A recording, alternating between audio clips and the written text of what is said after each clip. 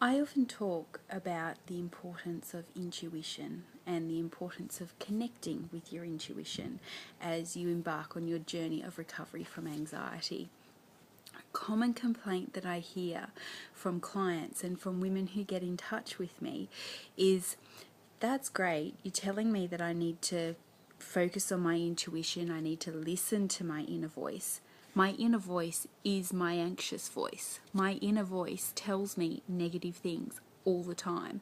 So how am I supposed to listen to that? And how do I know what is intuition, what is actual intuition, and what is just fear? You know what? That's really, really valid. And I'll tell you why. In an anxious woman, your intuition is actually guarded by your anxiety. So if you think of your intuition as being a princess in an ivory tower, and in order to get that princess out of that ivory tower, you first of all have to swim through a shark-infested moat and then climb up a cliff, and then there's a dragon on the other side of the moat, and so you have to slay that dragon. And then you finally get to the tower where the princess is, and the tower is covered in thorny vines that you have to use your sword to slash and get down in order to climb up the tower and liberate and rescue the princess being your intuition. And the moat, the dragon, and the thorny vines are your fears. So it's a good way of thinking about it, that your intuition is actually behind your fear. So that being said, how do you get to it?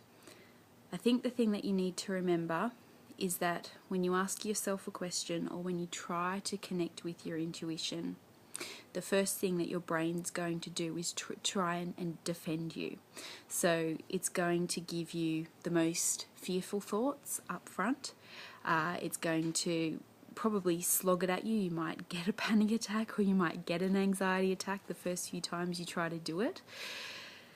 But just sticking with it and allowing those fears to kind of float past you and acknowledging each thought as it comes through and sort of thinking, now does that thought make me fearful? Does that thought make me scared? Is that thought negative? And little by little you go through and you actually pass those negative thoughts. They fly past you like ships sailing in the night. And eventually you'll come to a place of quiet. It's the best way I can describe it. Quiet and content. And then you hear a little voice that gives you your answer. And the thing to remember with this voice is that it's very calm, it's very reassured, it's very objective. And it comes from a different place. It doesn't come from within your head. It actually feels like it talks directly out of your heart, and you can feel it comfortably sitting in your heart. It's a very different sensation to a fearful thought.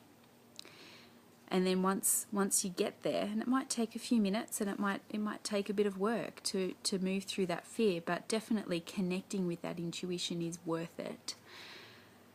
And over time, as you do this more and more, it becomes easier to connect with your intuition. First of all, because you've already swum through the moat, you've already slayed the dragon, you've already cut down the vines, so you can get to the princess a lot more easily. The brain has a great way of developing new neural pathways and shortcuts, so it will become easier each time that you do it, until, you know, your intuition will become your go-to gal. It will become the voice that you hear most prevalently. Certainly, it should only be the voice that you listen to. So, short answer to this question is, if the voice that you're hearing is fearful or negative, that is not your intuition. Your intuition will be calm and will be objective, and it will just feel right and it will sit right in your heart. After you get that feeling, you might question it and you might wonder if that's the right thing, but just getting that feeling and sticking with that feeling, that's the feeling you have to go with, and that's the one that you've got to trust. Like always, I'd love to hear your comments. Have a great day.